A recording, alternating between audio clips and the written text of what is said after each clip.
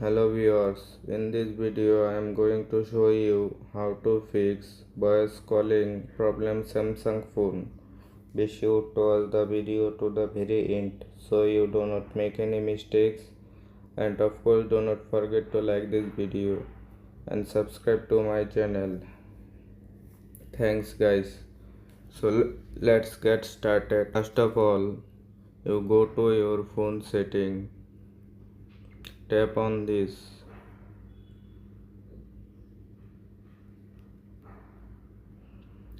Next, tap on Wi-Fi connection. You can see here more option. Select second option. Tap on mobile network. You can see that network mode. Already your network is 5G preferred. Next, tap on access point names.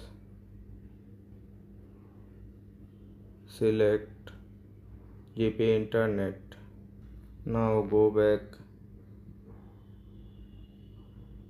You can find here general management. Tap on general management. Scroll down little bit. Tap on reset. You can see that 4 option. Select second option, reset mobile network setting. Now reset. Tap on. After restart your mobile network, hopefully your problem solved successfully.